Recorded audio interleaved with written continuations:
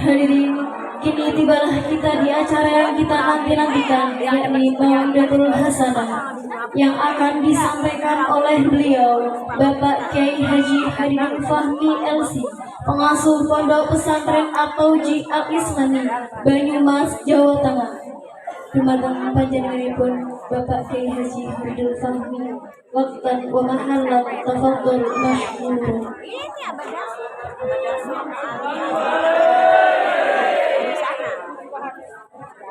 Kami orang kan ini Jawa.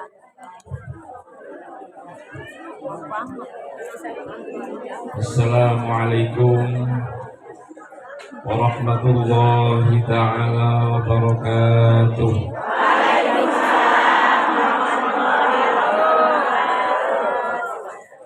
Bismillahirrahmanirrahim. Alhamdulillah Rabbil Alamin. Wassalatu wassalamu ala asyrafil anbiya'i wal mursalin Sayyidina wa maulana wa habibina wa syafi'ina wa kanzina wa dhukrina wa sanadina Muhammad sallallahu alaihi wasallam al-fatihah lima ughliq wal khatim lima sabaq nasiril haqqi bil haqq wal hadi ila siratikal mustaqim wa ala alihi wa sahbihi haqqa qadrihi wa miqdarihi al-azim. Amma ba'd. Rabbi shrah li sadri wa yassir li amri wahlul 'uqdatam min lisani yafqahu qawli. Hadratal habaib ingkang sampun rawuh yang sudah hadir pada kesempatan siang kali ini, wabil khusus pada Habibana Al-Mahbub Ibn Al-Habib panjenenganipun Habib Hashim As-Segaf yang saya muliakan, pada Habibana Al-Mahbub Ibn Al-Habib panjenenganipun Habib Muksin Al-Ikhlas ingkang kula muliakan yang saya hormati, yang saya hormati panjenenganipun Abah Kasum selaku Imam Mushola Al-Hidayah, panjenenganipun Bapak Solihin yang saya muliakan, tidak lupa Kepala Desa Kebumen Kebumen Banjarapun yang saya hormati, hadirin hadirat bapak-bapak ibu-ibu sedaya mawon rahimakumullah. Yang pertama, mari kita panjatkan puji syukur kehadirat Allah Subhanahu wa ta'ala yang telah memberikan kita nikmat iman Islam serta nikmat ihsan. Semoga ijtimah kita, perkumpulan kita pada kesempatan siang kali ini mendapatkan berkah ridho Allah Subhanahu wa ta'ala. Allahumma. Yang kedua, sholawat serta salam tetap tercurahkan kepada junjungan kita Nabiyatul Muhammad sallallahu alaihi wasallam, sahibil haudil maulud wa sahibil liwa'il mahmud. Semoga kita semua, wabil khusus yang hadir pada kesempatan siang kali ini, termasuk golongan yang kelak mendapatkan syafaat Nabi Muhammad. Allahumma amin. Bapak-bapak, ibu-ibu warga Kebumen yang saya muliakan, pertama saya datang ke sini, saya tahu kalau ada kesamaan antara orang sini dengan orang di tempat saya di Banyumas. kesamaan niku niki kitab sementara kula maturi kali bahasa Jawi. Kanten kula mireng ternyata kathah tiyang kali wedi. Nggih mboten?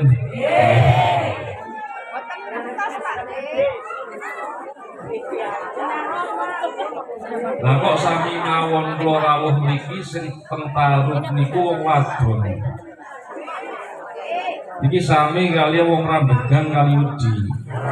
Nek wonten Tarub pengajian isine wong wadon sing lanang-lanang nang isor gedang.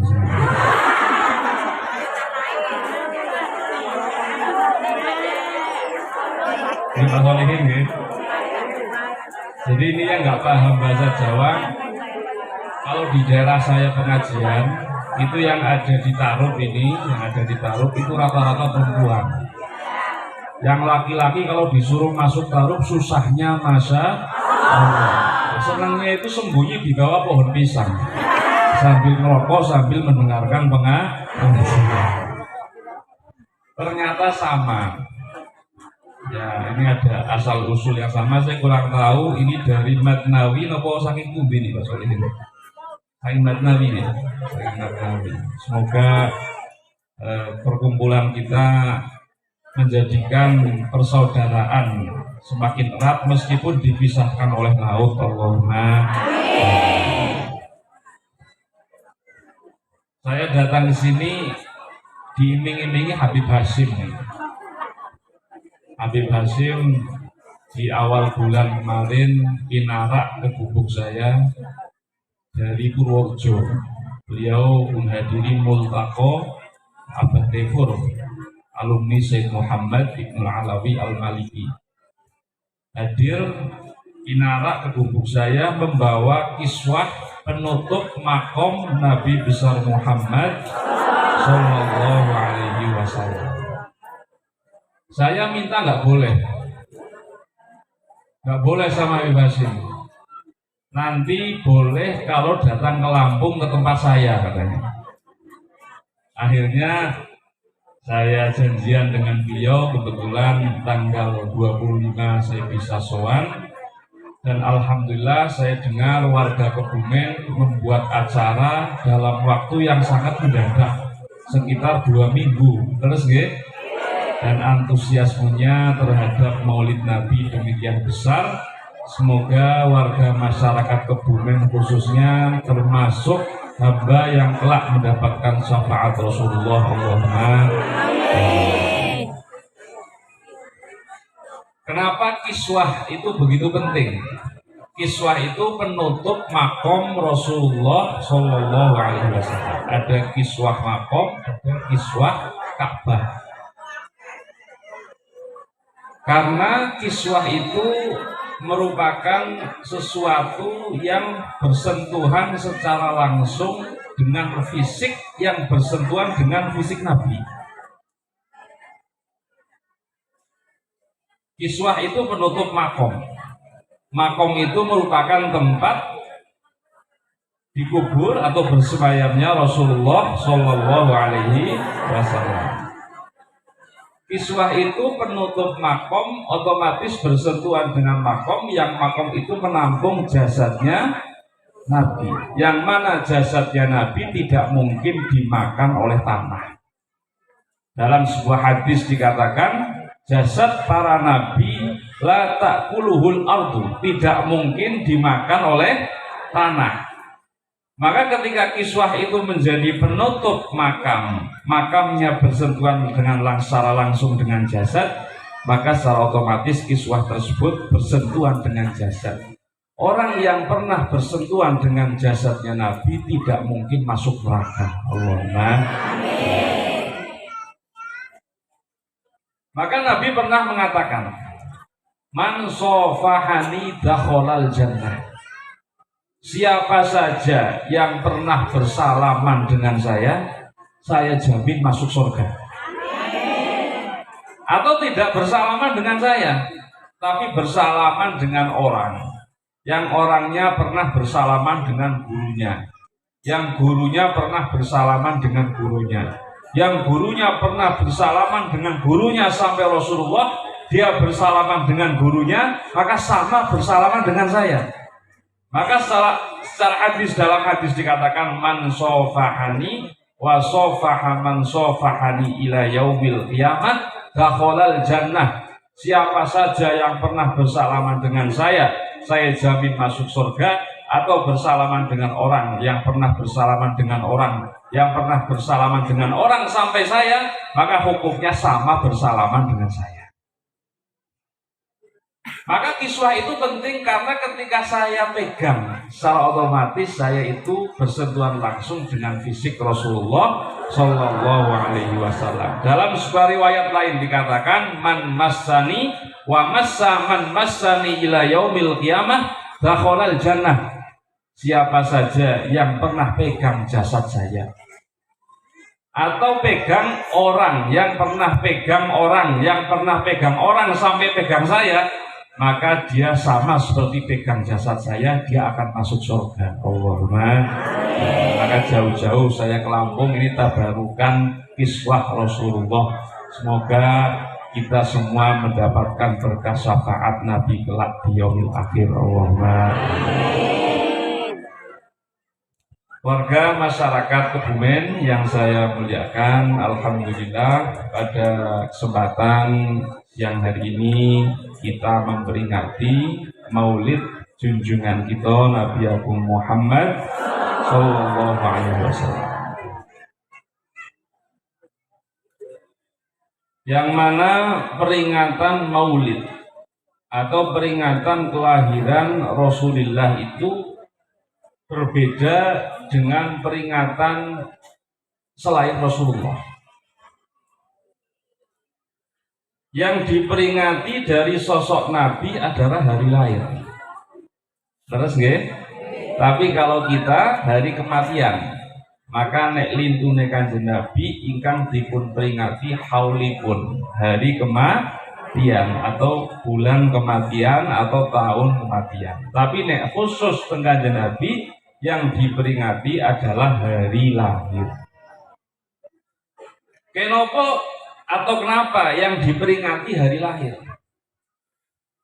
Tadi malam saya mengatakan bahwa Nabi itu antara hari lahir dan hari meninggalnya, jam lahir dan jam meninggalnya, bulan lahir dan bulan meninggalnya itu sama. Dan itu tidak ada pada selain Nabi. Nabi itu lahirnya hari Senin, tanggal 12 bulan Rabiul Awal, menjelang waktu subuh atau qubaila subhi. Ini lahirnya. Meninggalnya juga waktunya sama persis. Meninggal pada hari Senin, tanggalnya 12 bulan Rabiul Awal, menjelang waktu subuh atau qubaila subhi. Dan itu tidak ditemukan selain kepada sosok Nabi Agung Muhammad Sallallahu Alaihi Wasallam. Tidak ada yang lain. Duko nek teng Kebumen ada yang meninggal dan lahirnya plek jiplek waktunya sama persis. Ada atau tidak Ibu? Tidak ada. Yang meninggalnya dan lahirnya itu sama plek. Nabi itu lahirnya dan meninggalnya sama bagusnya. Nabi itu meninggalnya dan lahirnya, perjalanannya semua bagus. Tapi lahirnya Nabi membawa perubahan masyarakat jahiliyah yang tadinya tidak bagus menjadi bagus. Wafatnya Nabi membawa perubahan masyarakat yang sudah bagus perlahan-lahan menjadi tidak bagus. Kanjeng Nabi lahirnya menika membawa masyarakat jahiliyah yang tidak bagus, yang tidak baik menjadi baik, menjadi Islam. Wong riyin niku wong Arab jahiliyah, pecandu minuman keras, ngubur anak wadone urip-urip, bojone 10, bojone pinten? 10. Terus nek Habib Hasyim Resi kali ini kirang nggih. garwane 10. Boten namung sing lanang, sing wadone siji, lanange 10. Lah nek hamil bebas milih anake. Bapak ini ku sapa dipilih sing paling sugih, sing paling gagah, sing paling mapan. Utawa dipilih sing pertama mlebu omahku ya kuwi sing dari bapake. Di bocah hamil. Bapaknya 10, boten ngertos sinten, tidak tahu siapa. Ketika lahir maka ibunya bebas memilih siapa bapaknya. Masyarakat jahiliyah. Nabi lahir membawa perubahan masyarakat yang tidak bagus menjadi bagus. Wafatnya membawa masyarakat yang sudah bagus menjadi tidak bagus. Maka dalam hadis dikatakan khairul quruni qarni, tsummal ladzina yalunahum, tsummal ladzina yalunahum. Sebaik-baik masa zaman itu adalah zamanku. Dan zaman yang datang setelahku itu semakin jelek, dan semakin kesini semakin jelek. Tsummal ladzina yalunahum. Tapi nek selintune Kanjeng Nabi diketahui bagus atau tidak bagusnya setelah dia meninggal.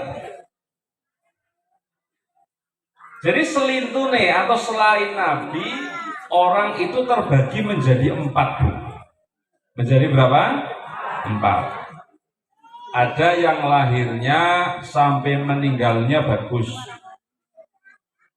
Lahirnya bagus, sampai meninggal itu bagus.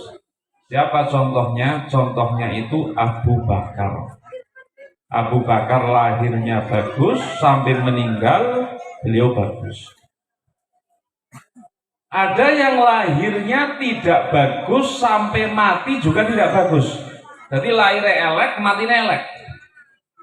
Perjalanannya juga tidak bagus. Siapa itu? Abu Jahal. Dan nenek Abu Bakar lahirnya bagus, meninggalnya bagus. Kalau Abu Jahal lahirnya jelek, meninggalnya jelek. Nah, kira-kira wong Kebumen ini Abu Bakar apa Abu Jahal ini? Abu Bakar, Allahumma. Dulu ada kiai di Madura, Bu. Ditanya sama ibu-ibu yang baru lahir. Saya punya anak laki-laki, minta nama kiai. Kiai menjawab, diberi nama Abu saja. Abu siapa? Pokoknya Abu. Abu siapa? Ya pokoknya Abu. Kalau matinya bagus ditambahi Bakar, kalau matinya jelek ditambahi Jahal. Jadi kalau tidak Abu Bakar, Abu Jahal.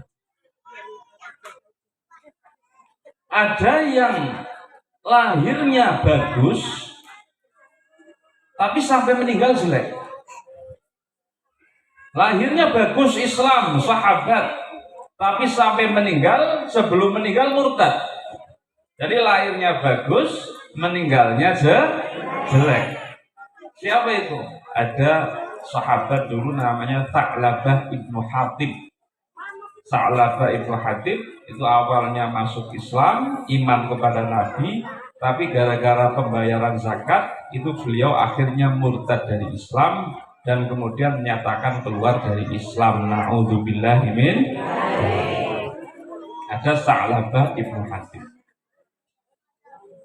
Nah yang keempat ada yang lahirnya tidak bagus, kemudian meninggalnya bagus. Dari lahir tidak bagus, kemudian meninggalnya itu bagus. Siapa? Sayyidina Umar ibnul Khattab. Sayyidina Umar awalnya musyrik, tidak beriman kepada Rasulullah Shallallahu Alaihi Wasallam. Musyrik, tidak mau iman. Bahkan diceritakan Sayyidina Umar itu pernah mengubur anak perempuannya hidup-hidup. Ketika ibunya atau istrinya Sayyidina Umar itu melahirkan, ternyata anaknya perempuan. Nah, sama istrinya Sayyidina Umar dipacai lanang. Jadi secara zahirnya, bajunya, semuanya keperluannya itu semuanya adalah keperluan atau zahirnya laki-laki. Jadi Sayyidina Umar tidak tahu kalau anaknya itu perempuan, taunya anaknya laki-laki. Jadi selama 4 tahun diperlakukan sebagaimana anak laki-laki.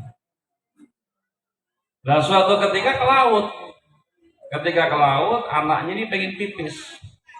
Dibuka celananya sama Sayyidina Umar, ternyata tidak ada antenanya. Antenanya hilang. Kemudian Sayyidina Umar marah, ghadab, sampai anaknya 4 tahun dikubur hidup-hidup. Ini kasusnya Sayyidina Umar. Istrinya berbohong kepada Sayyidina Umar selama 4 tahun, tidak mengatakan anaknya perempuan. Jadi ada orang yang bohong selama 4 tahun, ya ada, Bu. Kira-kira di Kebumen ada atau tidak ibu-ibu yang membohongi suaminya selama 4 tahun lebih?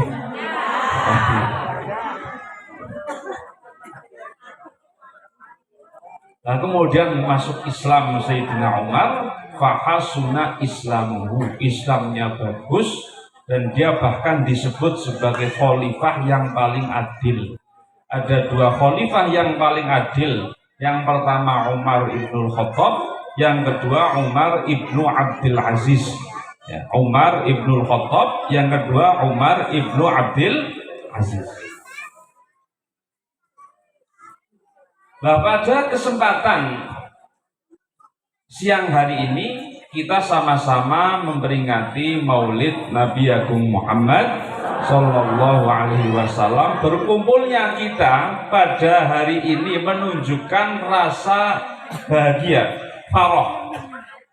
Yang mana rasa farah ini, perilaku bahagia ini merupakan efek dari kita cinta terhadap Rasulullah Sallallahu Alaihi Wasallam. Bahagianya ibu-ibu ketika mengadakan Maulid Nabi yang mana lahir dari cinta, insya Allah menjadi sabab kita semua mendapatkan syafaat kelak di yaumil akhir. Allahumma. Maka ada kisah Abu Lahab. Abu Lahab itu jelas-jelas tidak percaya terhadap Muhammad sebagai nabi.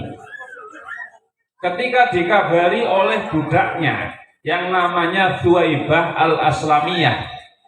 Siapa, Bu? Thuwaibah al-Aslamiyah. Bahwa keponakannya yang namanya Muhammad itu lahir. Kemudian Abu Lahab langsung semerta-merta, kuki, saya bebaskan kamu wahai Thuwaibah. Dibebaskan oleh Abu Lahab karena Thuwaibah memberikan kabar bahwa keponakan Abu Lahab yang bernama Muhammad itu lahir.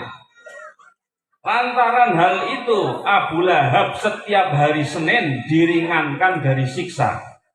Sampai Al-Imam Syamsuddin Ibnu Nasiruddin Ad-Dimashqi mempunyai syair, idza kana hadza kafiran jaa dhammuhu bitabbat yadahu fil jahimi mukhallada ata annahu fi yaumil itsnaini abada yukhaffafu anhu lis-sururi bi ahmada famadh-dhannu bil 'abdi alladhi tula 'umrihi bi ahmada masruran wa mata muwahhida. Kalau Abu Lahab yang jelas-jelas kafir bahkan dicela di dalam ayat tabbat yada abi lahabi wa tab, kurang ajar Abu Lahab, itu karena bahagia dengan lahirnya sosok Muhammad, maka yukhaffafu anhu lis-sururi bi ahmada, setiap hari Senin diringankan dari siksa. Sampai dalam satu hadis disebutkan setiap hari Senin dari sela-sela jarinya Abu Lahab keluar air, sehingga Abu Lahab bisa minum. Karena orang yang disiksa tidak mungkin bisa merasakan tidur, tidak mungkin bisa merasakan minum. La yadzuquna bardan wala syaraba illa hamiman wa ghassaqa jazaan wifaqa. Sehingga setiap hari Senin Abu Lahab itu dari sela-sela jarinya keluar air, dia bisa minum.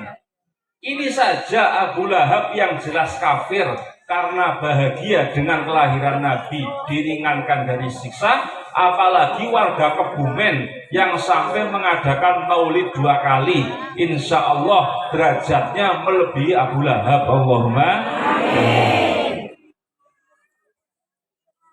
Tapi Abu Lahab itu Bu, bahagianya membebaskan budak. Budak itu harganya 4 kali harga onta. Harga onta satunya 15 juta. Dikalikan 4 berarti berapa?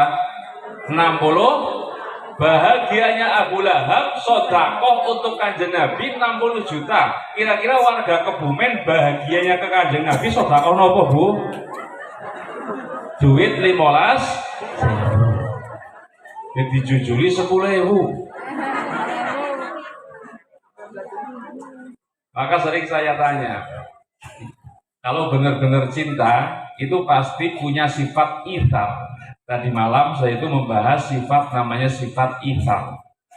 Sifat ithar itu apa? Sifat loman yang paling tinggi. Sifat dermawan yang paling tinggi.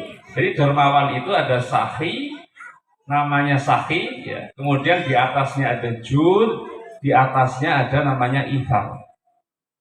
Sahi itu apa? Sahi itu ibu-ibu, bapak-bapak warga Kebumen sodakoh. Tapi yang disodakohkan lebih sedikit daripada yang disimpan. Yang disodakohkan lebih sedikit daripada yang disimpan. Punya uang 100.000, yang disodakohkan 5.000, yang disimpan 95.000. Ini namanya sahi, loman atau dermawan yang paling bawah. Nah kalau bawahnya lagi namanya nek wong kali wedi bahasa ini kucir ya. Duko ngetos duko boten nih. Ngetos ya kucir. Di atasnya sahi ada namanya jud. Jud itu apa? Jud itu bapak-bapak, ibu-ibu sodakoh. Tapi yang disodakohkan dan yang disimpan jumlahnya sama. Punya uang 100.000, yang disodakohkan 50.000, yang disimpan 50.000. Ini kalau masih 100.000 masih enteng. Tapi kalau sudah 1.500.000 dan 500.000 mulai mikir. Kalau sudah 10 juta, 5 juta dan 5 juta sirai cengeng. Ngetos cengeng boten? Cengeng nih. Atos sirai.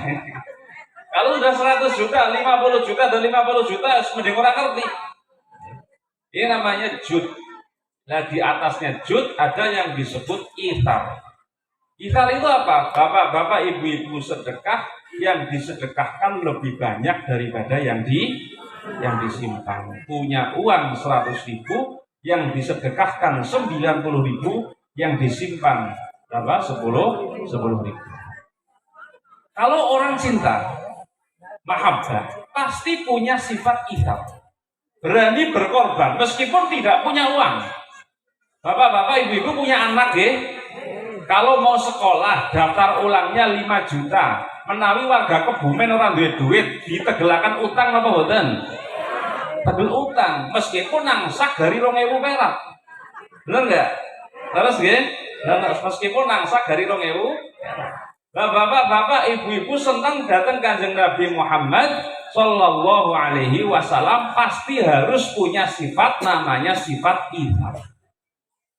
Maka sering saya tanya, bapak-bapak, ibu-ibu ikut undian umpamanya. Hadiahnya mobil Avanza, menang, alhamdulillah. Tapi harus ambil ke Jakarta. Yang pas hari Rabu di Kebumen ada Maulid Nabi. Kira-kira milih ambil mobil ke Jakarta apa hormat Maulid Nabi di sini?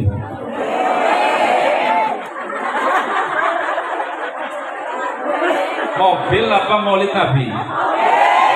Mobil apa Kanjeng Nabi? Tetap mobil gitu. Bukan rubah nih. Berat apa ringan ini Bu? Coba di levelnya diturunkan. Warga Kebumen punya uang 100.000 dan 10.000. Ada tarikan muludan. Kira-kira yang diberikan yang 100.000 apa yang 10.000? 100.000 apa 10.000? Nek wong kali wedi iki mesti 10.000, kula ngerti pun.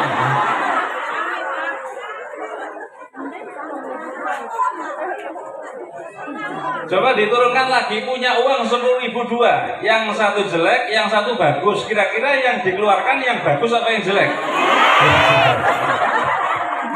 Alhamdulillah, ahlan wa sahlan.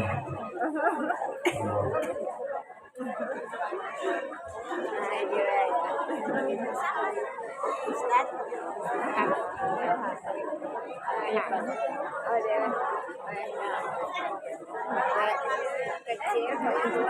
ini kan karena kenapa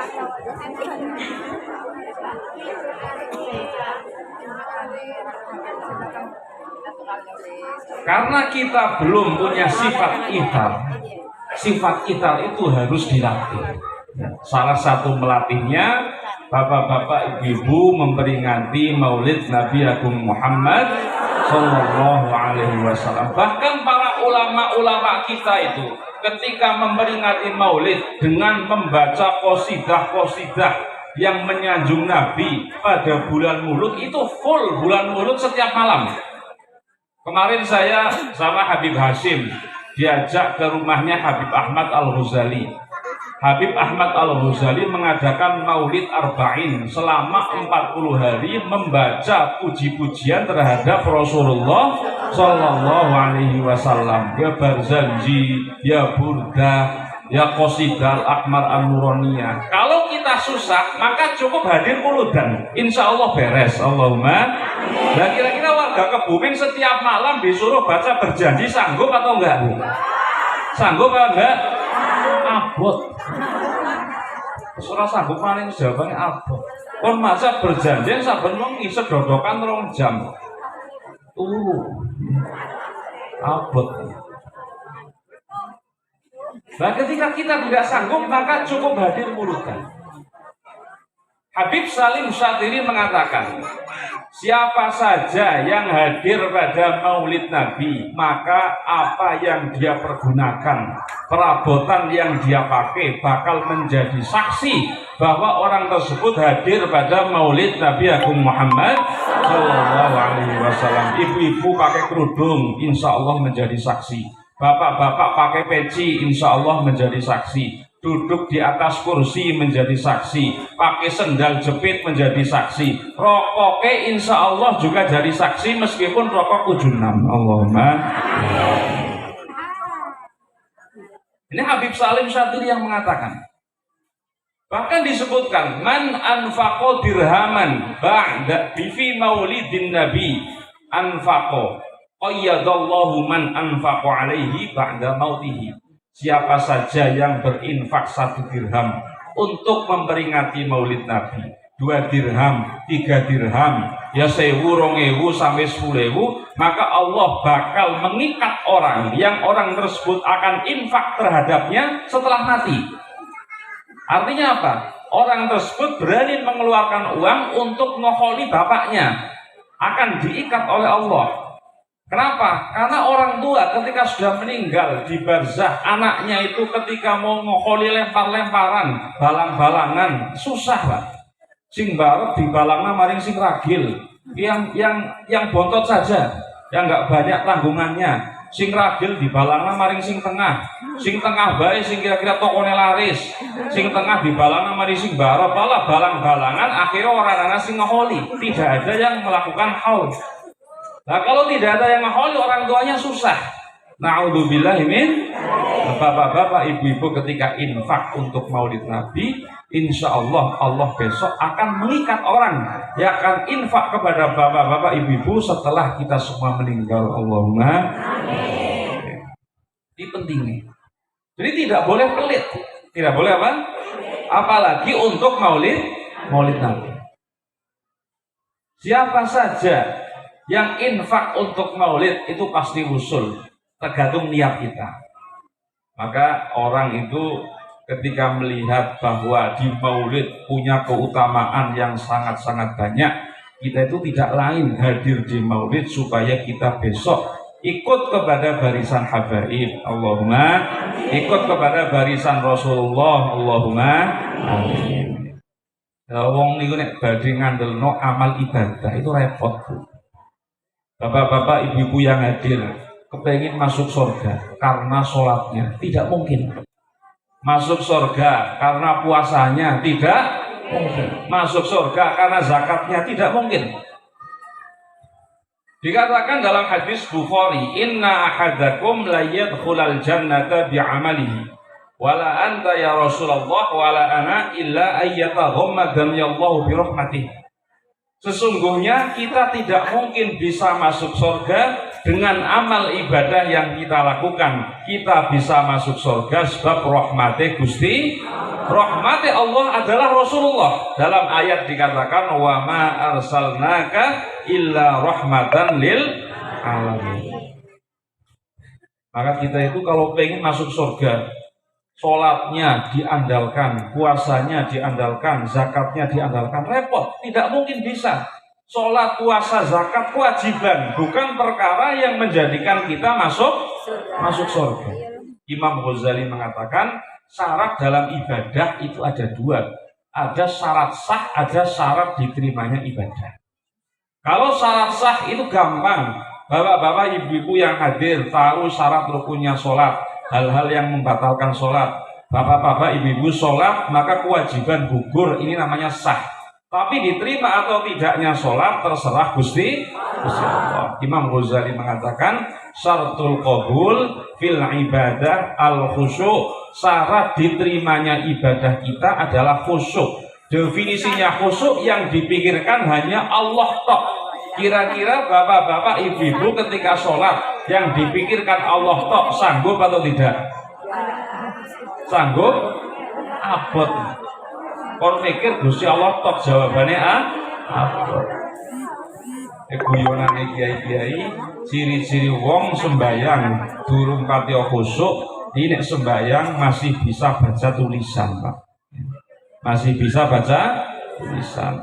So ini bapak-bapak rawuh teng masjid, hadir di masjid, sholat jamaah. Di depannya ada orang yang pakai sarung, tulisannya gajah duduk, Pak. Kira-kira bisa baca atau tidak, Pak? Bisa. Malah yang kurang penggawean maling kalau ngitungi tehel 1, 2, 3, 4, 5 metu semute mandan batin kinat natane kurang kenceng apa ya.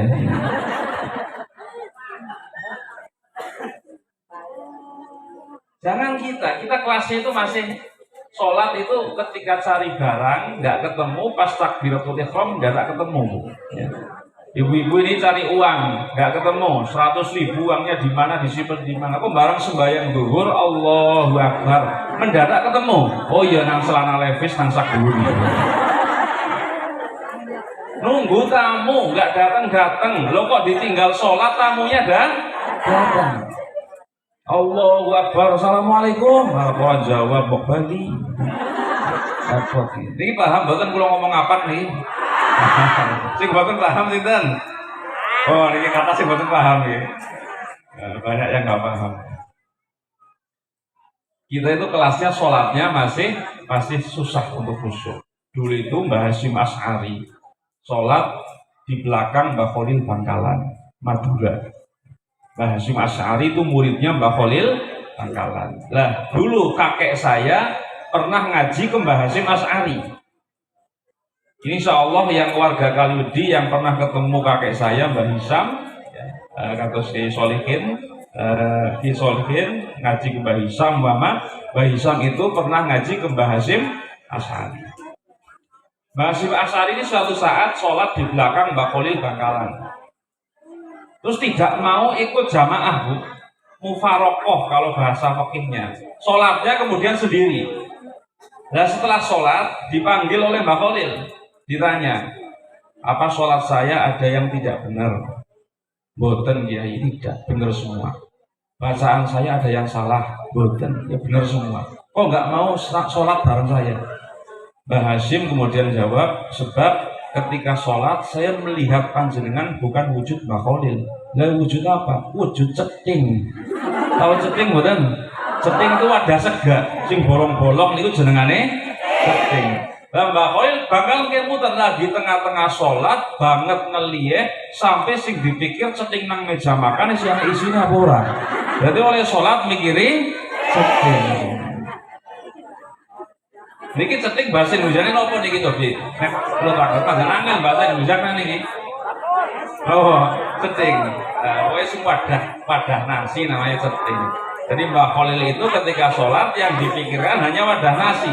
Sebab ketika sholat banget ngeliat sampai sing dipikir ceting si anak isinya apa? Oh. Repot ya. Konfusi repot. Saya dulu pernah Bu di Banyumas ya. Di Banyumas, iki sing saking Kaliwedi ngertos Sumpiyuh napa mboten? Ngertos ya. Saya naik mobil mau ke Jogja. Yang nyopir malah santri Lampung. Nah, ketika mancing waktu asar, saya sholat di Masjid Sumpiyuh, masjid kiri jalan nih kok enggak ngertos. Nah, mobil diparkir di depan. Yang nyopir itu ikut jamaah di belakang saya. Saya takbiratul ihram, Allahu Akbar. Nah, terus kok saya dengar ada suara mobil di starter persis banget mobil saya. Mobilku apa udu ya? Arab nerusna sholat kok mobil hilang. Arab batalna sholat dudu perkara nopo-nopo, gengsi karo santri ini. Keboti gengsi.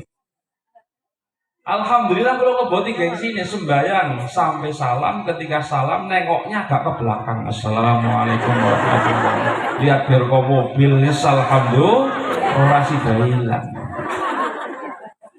Saya bisa sholat sampai salam, tapi dari awal sholat sampai salam sama sekali tidak mikir Gusti Allah. Yang saya pikir cuma mobil, siapa nang parkiran apa orang. Abot. Dong kelasnya kita itu levelnya kita, belum level ulama-ulama dulu. Ada imam, namanya Imam Muzani. Imam Muzani ini muridnya Imam Syafi'i. Imam Syafi'i itu ulama besar mazhab Syafi'i. Imam Muzani ini orang yang menyebarkan mazhab Syafi'i ke seluruh dunia, sampai ke Indonesia, sampai ke Lampung, sampai ke Kebumen sini, sampai orang Kebumen kalau sholat subuh pakai kunut itu jasa murid-muridnya Imam Muzani. Imam Muzani mengatakan sholat jamaah itu pahalanya menurut mazhab Syafi'i 29. Terus nggih? Nek sholat dhewe kan munfarid, sholat sendiri pahalanya cuma 1. Imam Muzani mengatakan kalau saya ketinggalan sholat jamaah, maka sholat saya ulang sampai 27 kali supaya saya dapat pahalanya sholat jamaah. Coba warga Kebumen ada atau tidak yang sholatnya seperti Imam Muzani nek ketinggalan jamaah? Boten ketinggalan jamaah yang wis sangka beran jamaah maneh. Nggih, tersiku nggih. Imam Muzani. Levelnya kita belum seperti mereka. Ada Ibnu Umar, Abdullah Ibnu Umar. Ibnu Umar itu dikatakan fakana min atwali man shalla minas sahabat, termasuk sahabat Nabi yang sholat itu paling lama. Sampai diceritakan Ibnu Umar ketika sholat zuhur dimulai di awal waktu zuhur sampai mau masuk waktu asar. Sholat asar di awal waktu asar sampai mau masuk waktu maghrib. Sholat maghrib di awal waktu maghrib sampai mau masuk waktu isya. Sholat isya di awal waktu isya sampai sepertiga malam. Dilanjut sholat tahajud sampai mau masuk waktu subuh. Ini Ibnu Umar. Sampai Ibnu Mas'ud komentar, kalau cari Ibnu Umar tidak usah kemana-mana, dicari di masjid pasti lagi sholat. Dicari di mana-mana nggak akan ketemu. Tapi kalau masuk masjid dilihat pasti lagi sholat. Jadi uripe binantina nang masjid lagi sembahyang kiai gemian. Kalau kiai sekarang tidak, uripe HP-an terus. HP-an nontonnya Ferdi Sambo. Sami napa mboten? Milo kiai sekarang kalau doa tidak ampuh. Kalau kiai Banyumas, tapi kalau kiai Lampung enggak. Dongani hujan malah terang, dongani terang malah banjir, dongani wong meriang esuke.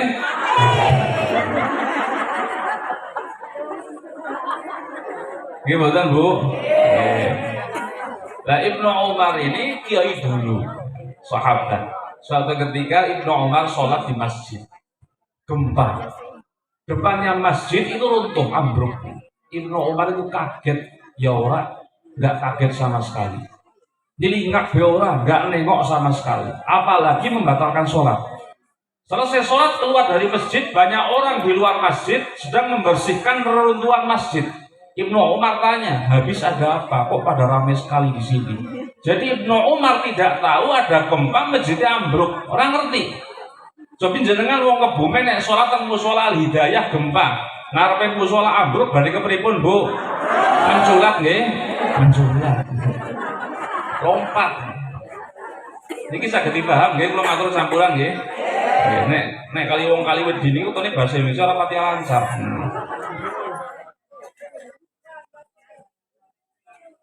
Ini susah. Maka ada julukan sekarang Ahlus Sunnah wal Jamaah itu bukan Ahlus Sunnah wal Jamaah lagi, Bu. Julukannya Ahlus Sunnah wedi Jamaah. Ahlus Sunnah wedi. Sebab apa? Sebab zaman akhir itu orang dengar suara HP dan dengar suara adzan lebih sensitif suara HP. Nek dengar adzan orang pati niat sholat, kupingnya disumpel karo bantal. Tapi nih HP ini muni mbok tekan ngisor longan be digeramaki. Terus nggih? Lho Ahlus Sunnah wedi jamaah. Karena nopo umat Islam di zaman akhir itu suka yang cash, yang instan. Nek ganjaran setrume ora pati gede. Setrume ora pati gede. Benten kalau Bapak Kepala Desa pengumuman, Bapak-bapak, ibu-ibu, warga Kebumen, besok di balai desa ada BLT. Per kepala dapat 500.000. Kira-kira balai desa bukanya jam 8, panjenengan datangnya jam berapa, Bu? Habis subuh langsung subuh. Habis subuh. Beda kalau ada darsum, paling pengumuman bapak-bapak kalau Jumatan yang agak awal supaya dapat pahala onta. Kalau enggak ya belakangnya soft kedua sapi. Kalau enggak ya ketiga kambing. Seorang-orang nih dapat pahala yang setara telur alias endok. Nah kira-kira Jumat ngarep ngasih mboten? Boten wong baline orang gawa onta, orang gawa sapi, orang gawa wedhus, orang nyangking. Yo Ahlus Sunnah wedi jamaah. Dulu itu, Bu, saya pernah ziarah ke Mesir. Ada ulama namanya Syekh Zakaria Al-Ansori. Itu yang mengarang Fathul Wahhab Syarhu Manhajul Tulab. Nah, Syekh Zakaria Al-Ansori ini, Bu, umurnya 100 tahun lebih, tapi semangatnya luar biasa. Sampai di akhir hayat, dia kena penyakit namanya falij. Badannya itu mati separuh. Nek cara wong Kaliwedi nyebutnya stroke. Awaknya mati separuh. Tapi punya keramat. Keramatnya apa? Kalau dengar suara adzan mendadak sehat, Bu. Jadi kalau ada adzan Allahu Akbar langsung berdiri sendiri. Ke kamar mandi sendiri, sholat sendiri, setelah sholat stroke maling. Keramatnya Syekh Zakaria Al-Ansori. Soalnya kalau wong Kebumen mriki agi sehat-sehat, nek krungu adzan mendadak stroke. Yo julukane Ahlus Sunnah wedi repot. Oleh sebab itu karena kualitas ibadah kita tidak maksimal, yang kita andalkan hanya mahabbah terhadap habaib, hanya mahabbah terhadap junjungan kita Nabi Agung Muhammad Sallallahu Alaihi Wasallam, hanya cinta kepada habaib, hanya cinta kepada Nabi Muhammad. Kalau melihat mahabbah dulu para sahabat itu Masya Allah, ada sahabat namanya Abu Bakar Siddiq. Abu Bakar itu imannya ketika ditimbang dengan penduduk bumi itu masih berat imannya Abu Bakar. Abu Bakar saking cintanya kepada Nabi sampai beliau mengatakan syariban nabiyyu sallallahu alaihi wasallam fartawa itu Nabi minum saya haus, kata Abu Bakar. Melihat Nabi minum haus saya hilang. Nabi minum saya dalam keadaan haus. Saya melihat Nabi minum, haus saya hilang. Nah, coba bapak-bapak, ibu-ibu warga Kebumen ngaku seneng karo kiai, ngelih. Dalam kiai ini dahar ngelih hilang apa mboten? Mboten, malah tambah ngelih. Dalam kiai ini udut sing jalur-jalur kecutnya hilang mboten, Pak?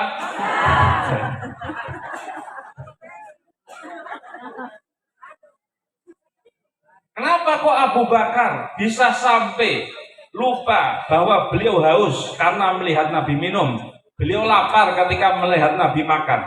Karena dalam kitab Sayyid Muhammad Ibnul Alawi Al-Maliki dikatakan Nabi Muhammad itu mempunyai keindahan 50% dari keseluruhan indahnya bumi seisinya.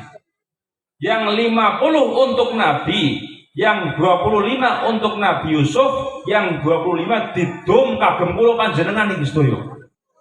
Maka kita itu semua yang hadir di sini, sebenda-bendanya, sepohon-pohonnya, sehewan-hewannya, ning keduman 20%. Nabi Yusuf keduman 20%, Kanjeng Nabi Muhammad Shallallahu Alaihi Wasallam keduman 50%. Maka bagusnya kita itu tidak mutlak, tidak 100%. Ada orang bu, wajahnya cantik, hidungnya mancung, mripatnya bagus, kupingnya bagus, kulitnya putih, tinggi, tapi sampai kaki sikile jebel. Orang apik sikile. Kenapa? Karena hidung dibagi-bagi. Dan Nabi Yusuf ini yang hanya kebagian 25%. Ada ibu-ibu keluar ketika melihat Nabi Yusuf datang lagi ngiris apel, sampai ibu-ibu ini ngiris tangannya, ngiris jari-jarinya tidak terasa. Falamma ra'ainahu akbarnahu wa qatta'na aydiyahunna wa qulna hasya lillah ma hadza basyara in hadza illa malakun karim. Ki dudu menungsa, ini malaikat. Nabi Yusuf datang, ibu-ibu lagi ngiris apel, ngiris jari-jarinya sendiri nggak terasa. Sampai dulu ketika Mesir pacaklik 7 tahun di zaman Nabi Yusuf. Masyarakat Mesir selama 4 bulan tidak makan, tidak minum, tapi tidak mati. 4 bulan tidak makan, tidak minum, tapi tidak mati. Kenapa tidak mati? Ketika mereka lapar, ketika mereka haus, Nabi Yusuf dihadirkan. Warga masyarakat Mesir yang lapar dan haus melihat wajahnya Nabi Yusuf, laparnya lupa, hausnya lupa. Jadi selama 4 bulan tidak makan, tidak minum, masih hidup. Ini sing deleng Nabi Yusuf ning kebagian 20%. Napa malih junjungan kita Nabi Agung Muhammad sallallahu alaihi wasallam. Maka ada seorang ulama Abbas Mahmud Aqad memberikan makalah, ada ibu-ibu melihat Nabi Yusuf jarinya diiris gak kerasa. Ada bapak-bapak lihat Dewi Hawa tangannya dipotong gak kerasa. Ada bapak-bapak dan ibu-ibu keduanya lihat Rasulullah Shallallahu Alaihi Wasallam lehernya dipotong nggak kerasa. Kenapa? Karena mewarisi keindahan 50%. Maka itu Abu Bakar Siddiq ketika beliau haus melihat Nabi minum, hausnya sudah hilang. Melihat Nabi makan, laparnya hilang. Ini mahabbah sahabat terhadap Nabi Agung Muhammad Shallallahu Alaihi Wasallam. Ada seorang sahabat namanya Abu Mahdurah. Abu Mahdurah itu sahabat Nabi, punya rambut tapi yang panjang bagian depan. Umumnya orang punya rambut yang panjang bagian belakang. Ini Abu Mahdurah disebutkan ketika jongkok sampai rambut depannya itu kangsah lemah, nemplek paling lemah. Ditanya oleh sahabat yang lain, ya Abu Mahdurah, kenapa Anda panjangkan rambut kok yang dipanjangkan bagian depan? Abu Mahdurah mengatakan, sebab rambut saya pernah dipegang oleh Rasulullah. Nah yang dipegang ini sampai mati tidak akan saya potong. Itu Abu Mahdurah pengen mati, beliau dikuburnya membawa rambut Rasulullah Sallallahu Alaihi Wasallam. Karena apa? Seperti yang saya katakan di awal, orang yang jasadnya pernah disenggol oleh jasad Nabi, maka haram masuk neraka. Haram masuk neraka. Apalagi yang bercampur. Ada sahabiah, sahabat perempuan namanya Ummu Aiman. Ummu Aiman. Suatu ketika Nabi itu kencing. Nah, orang dulu ketika kencing itu bekas kencingnya disimpan di bawah kasur. Nah, Ummu Aiman tahu kencingnya diminum oleh Ummu Aiman. Nabi kemudian mendoakan, perhatikan Ummu Aiman, kamu tidak akan pernah sakit perut sampai mati. Tidak akan pernah sakit perut sampai mati, dan perutmu haram disentuh api neraka. Oleh karena itu, ini mahabbah penting untuk ditumbuhkan. Mahabbah para sahabat terhadap Nabi itu masya Allah. Saya itu sampai mendata, Bu. Ada sahabat yang menghitung jumlah giginya Nabi. Bapak-bapak, ibu-ibu ngaku seneng kalau kiai nanti napa mboten ngitung utune kiai ini. Ora kober. Ora kok kober. Ada sahabat yang menghitung jumlah ubannya Nabi. Bapak-bapak, ibu-ibu baca hadis riwayat Anas bin Malik dikatakan karena Sayyidu Rasulillah sallallahu alaihi wasallam arba'ata asyara syaiban au sab'ata asyara syaiban au 20 syaiban. Ada berbeda riwayat. Jumlah ubannya Nabi kata Anas bin Malik dihitung ada 17 atau 20. Kalau tidak 17 dari 20. Ini sampai dihitung. Bahkan saya punya kitab, Bu. 75 halaman itu membahas sendalnya Rasulullah Sallallahu Alaihi Wasallam. Jumlah sendalnya berapa, tingginya berapa, fadilahnya apa, itu sampai dibahas oleh ulama namanya Al-Hafidh Al-Maqarri. Karena sendalnya Nabi fadilahnya banyak. Jangan sendalnya Nabi, gambar sendalnya Nabi. Ibu-ibu niki ngeprint gambar sendalnya Kanjeng Nabi. Kalau dipajang di rumah, rumahnya tentram. Kalau dipajang di majlis, majlisnya rame. Kalau dipajang di masjid, masjidnya berkah. Kalau dipajang di toko, tokonya laris. Allahumma. Jangan gambar sendalnya Nabi, sendalnya kiai, sendalnya habaib mohon berkah. Allahumma. Dulu saya pernah ngaji di Jawa Barat, Bu.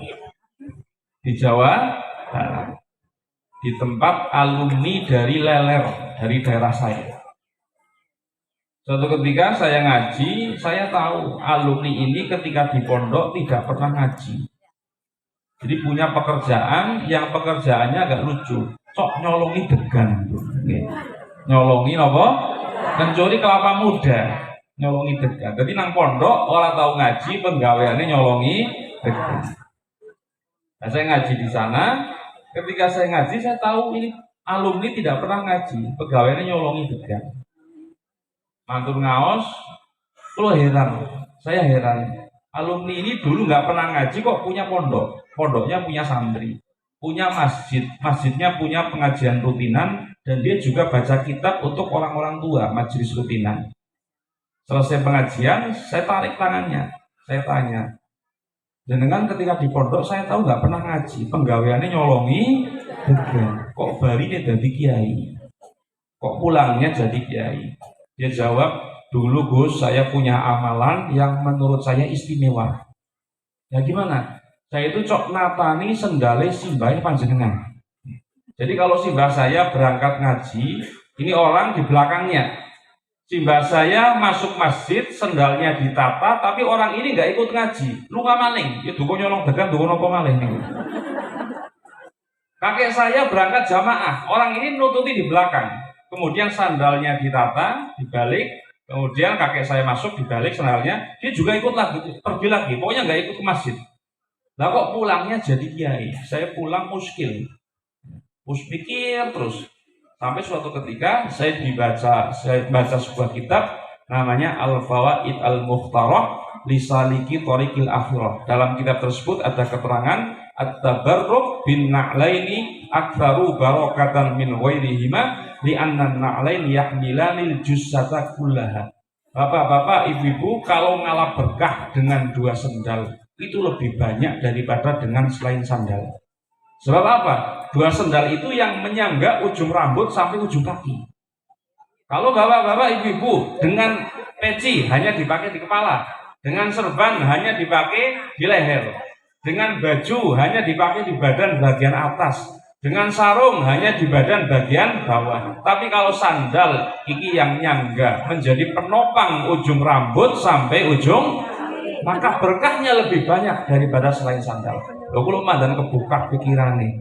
Ya anak bocah nang pondok tidak pernah ngaji, pegawaiane nyolong degan, baline dadi kiai, berkah natani. Lumayan mboten, Bu? Lumayan. Bahkan dulu Mbah Hasyim Asy'ari dan Syekh Ahmad Dahlan itu sama-sama muridnya Syekh Saleh Darat. ketika mengaji ke Soleh Darat, selesai mengaji, pasti rebutan nata sendal. Karena setiap hari rebutan akhirnya dibagi. Syekh Ahmad Dahlan, Syekh Mbah Hasyim Asy'ari nata sandal yang sebelah yang kanan, Syekh Ahmad Dahlan menata sendal yang sebelah kiri. Setiap hari karena rebutan akhirnya dibagi. Lah kok baline mukimnya itu menjadi ulama semua. Yang satu mendirikan Nahdlatul Ulama, yang satu mendirikan Muhammad gara-gara nata sandal. Lumayan Bu ya.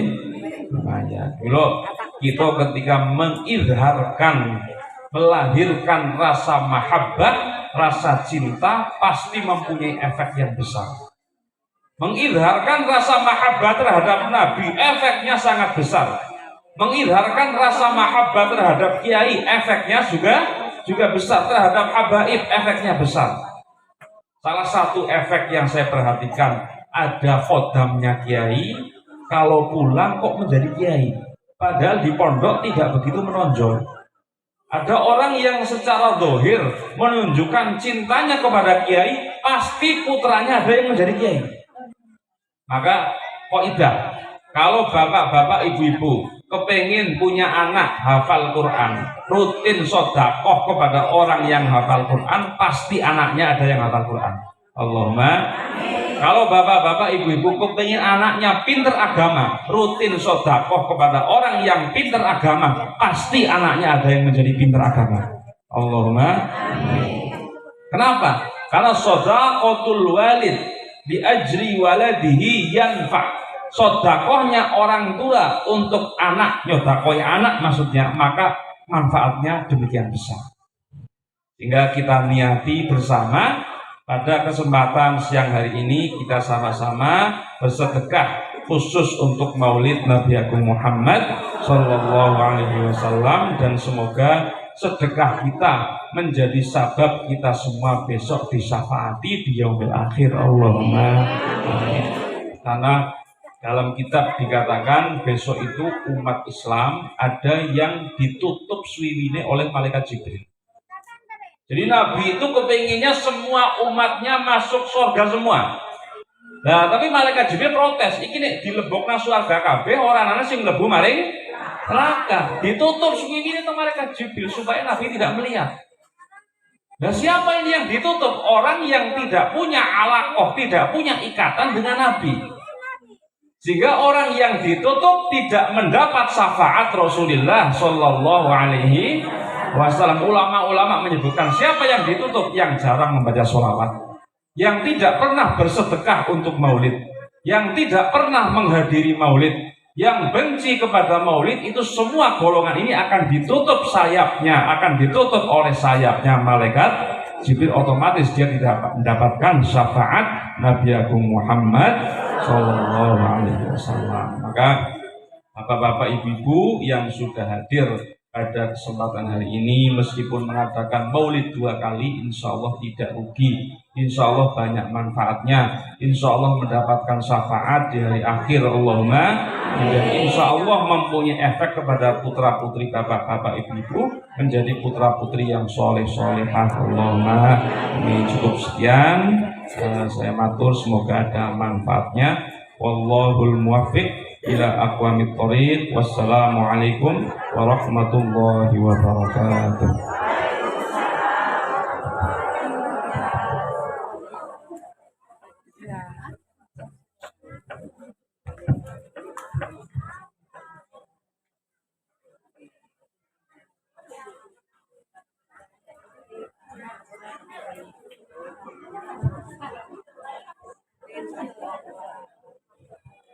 Demikianlah mau'idatul hasanah yang telah disampaikan oleh beliau. Semoga dapat menambah rasa cinta dan takwa kita kepada Allah Subhanahu wa taala. Amin amin ya rabbal alamin. Meningkat acara yang selanjutnya, doa yang akan dipimpin oleh Al Habib Hasyim Asegaf. Dumateng Al Habib Hasyim Asegaf. Wallahu subhanahu.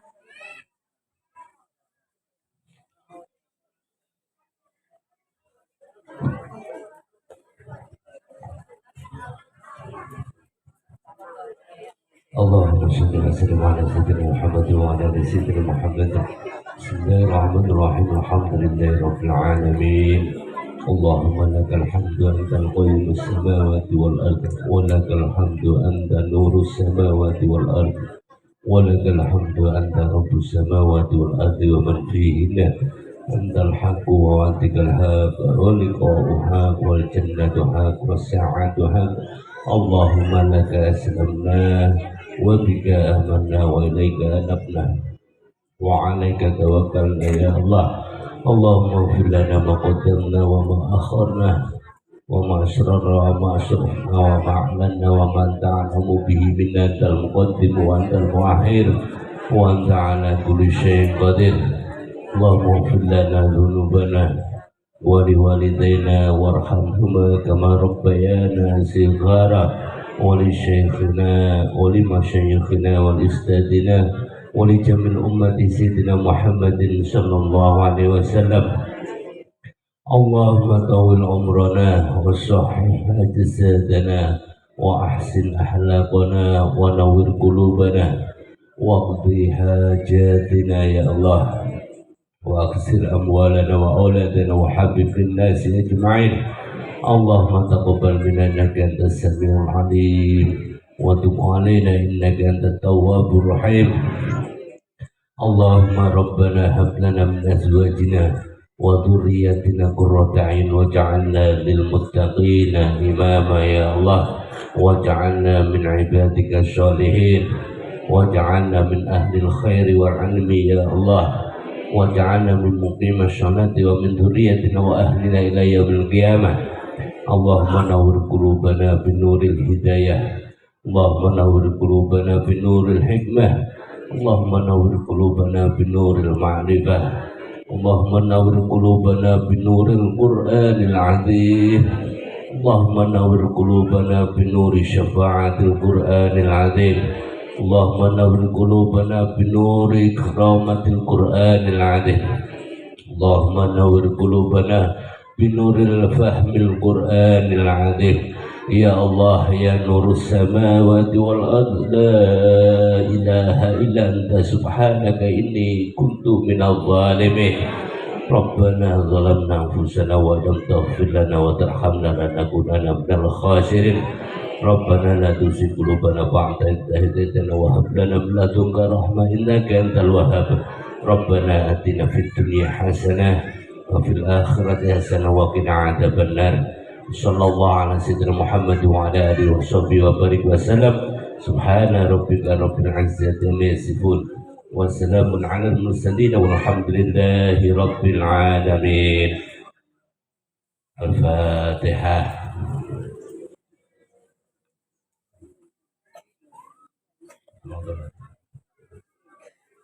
Assalamualaikum warahmatullahi wabarakatuh.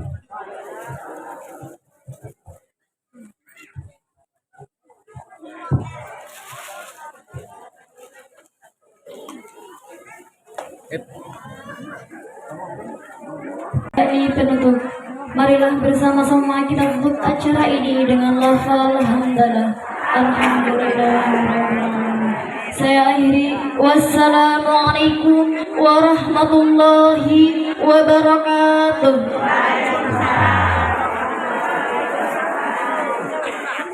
Sallu ala Nabi Muhammad.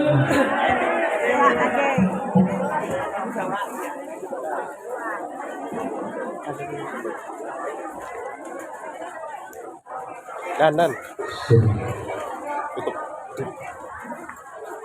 Kami beritahukan kepada segenap jamaah pengajian Musyawarah Al-Hidayah, kami segenap panitia mengucapkan terima kasih atas keikhlasan Bapak Ibu hadirin dan hadirat sekalian atas infaknya yang telah diberikan kepada kami pengurus Musyawarah Al-Hidayah, dan kami ucapkan terima kasih sumbangsinya infaknya yang telah diberikan kepada kami bernilai terkumpul 1.800.000 rupiah.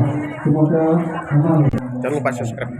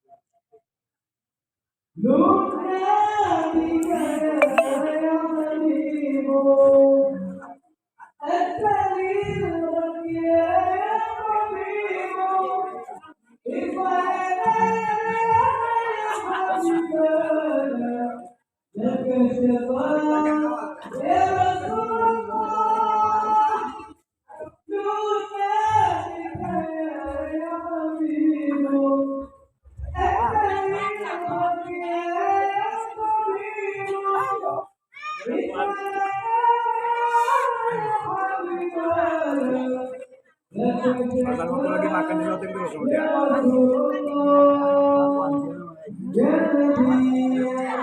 Gak harus di hotel.